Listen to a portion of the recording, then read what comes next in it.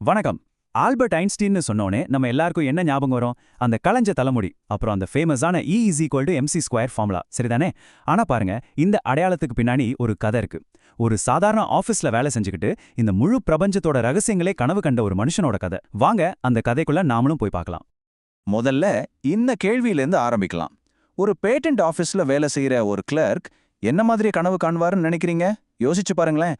ஒரு சாதாரண இளைஞர் பிரபஞ்சத்தோட விதிகள் எப்படி வேலை செய்யுதுன்னு கனவு கண்டுருக்காருன்னு சொன்னான்.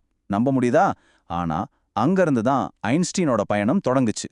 சரி, அப்போ ஒரு மேதை எப்படி உருவாகிறாருன்னு பார்க்கலாம். யாருக்குமே தெரியாம ஒரு ஸ்விஸ் பேட்டன்ட் ஆபீஸ்ல வேலை பார்த்துட்டு இருந்த அந்த இளம் ஐன்ஸ்டீன் பிரபஞ்சத்தை எப்படி மத்தவங்க பார்க்காத ஒரு கோணத்துல பார்த்தாரு, வாங்க தெரிஞ்சுக்கலாம்.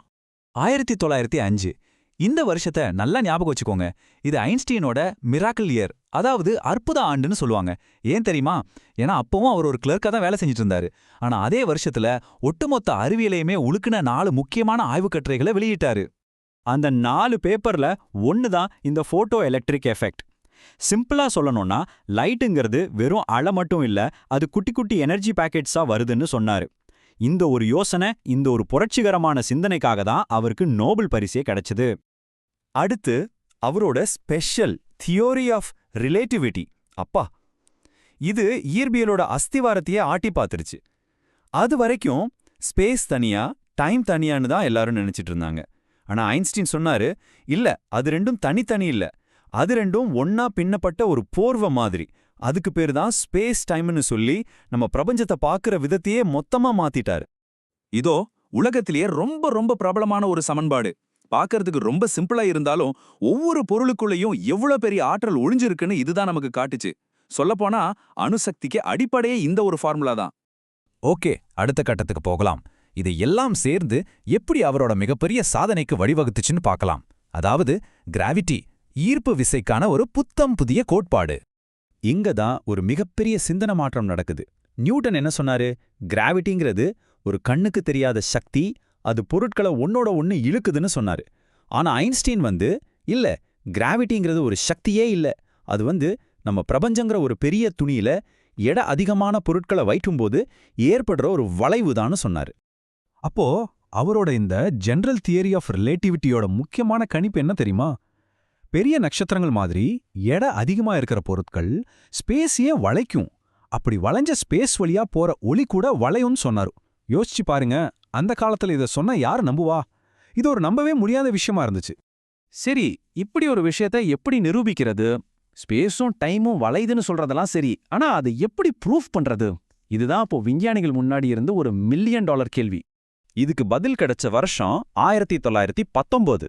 அன்னைக்கு நடந்த ஒரு முழு சூரிய கிரகணம் தான் ஐன்ஸ்டீனோட இந்த தியரி உண்மையா இல்லையான்னு நிரூபிச்ச தேவையான அந்த ஆதாரத்தை கொடுத்துச்சு.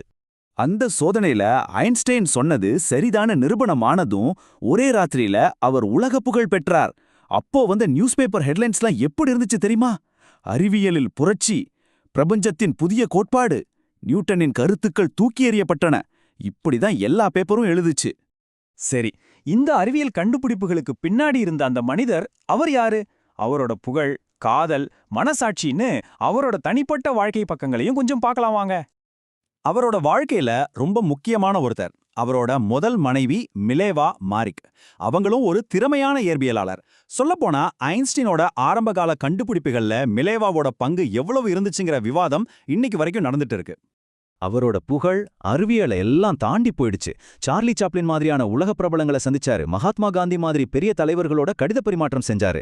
அவர் வெறும் ஒரு விஞ்ஞானியா மட்டுமில்ல, பூமியில ரொம்ப பேரால் அறியப்பட்ட ஒரு முகமா மாறிட்டாரு. அவர் வெறும் புகழோட நிறுத்திக்கல, ஐன்ஸ்டீன் ஒரு சக்தி வாய்ந்த மனசாட்சியோட குரலா மாறினாரு. மனித உரிமைகளுக்காகவும் தேசியவாதத்துக்கு எதிராகவும் பேச தன்னோட புகழையும் செல்வாக்கையும் ஒரு கருவியா பயன்படுத்தினாரு. சரி, நம்ம கடைசி பகுதிக்கு வந்தாச்சு. ஐன்ஸ்டீனோட இந்த புரட்சிகரமான கருத்துக்கள் இன்னைக்கு நம்ம உலகத்தை எப்படியெல்லாம் மாத்தி அமைக்குதுன்னு பார்க்கலாம். இன்னைக்கு நாம ரொம்ப ஆர்வமா பேசுறோமே, பிளாக் ஹோல்ஸ், அதாவது கருந்துளைகள். இந்த கருந்துளைகள்ங்கிற ஐடியாவே அவரோட ஜெனரல் ரிலேட்டிவிட்டி தியரியோட கணக்குல இருந்து நேரடியா வந்தது தான். யோசிச்சு பாருங்க, கிராவிட்டி ரொம்ப அதிகமாகி லைட் கூட வெளியே வர முடியாத ஒரு இடம் இருக்கும்னு அவர் தியரி அப்பவே கணிச்சிருக்கு. ரொம்ப முக்கியமான விஷயம் என்னன்னா, அவரோட தியரி எல்லாம் வெறும் புத்தகத்துல இருக்கிற தத்துவங்கள் இல்ல. இன்னைக்கு நம்ம ஃபோன்ல யூஸ் பண்ற ஜிபிஎஸ் இருக்கு இல்லையா, அது துல்லியமா வேலை செய்யறதுக்கு காரணமே ஐன்ஸ்டீனோட ரிலேட்டிவிட்டி தியரி தான். அது மட்டும் இல்ல, அணுசக்தி, நட்சத்திரங்களோட வாழ்க்கைன்னு நவீன இயற்பியலுக்கே அவர்தான் வழிவகுத்து கொடுத்தாரு. அந்த மாமேதையின் ஒரு வரியோட இதை நாம முடிக்கலாம். அவர் சொன்னாரு, முக்கியமான விஷயம் என்னன்னா கேள்வி கேட்கறத நிறுத்தவே கூடாது. ஆர்வமா இருக்கிறதுக்கு அதுக்குன்னு ஒரு காரணம் இருக்கு. இந்த ஒரு வரி ஆர்வங்கிற விஷயத்துக்கு எவ்வளோ சக்தி இருக்குன்னு நம்மளும் யோசிக்க வைக்குது. அதனால நீங்களும் கேள்வி கேட்டுட்டே இருங்க. நன்றி.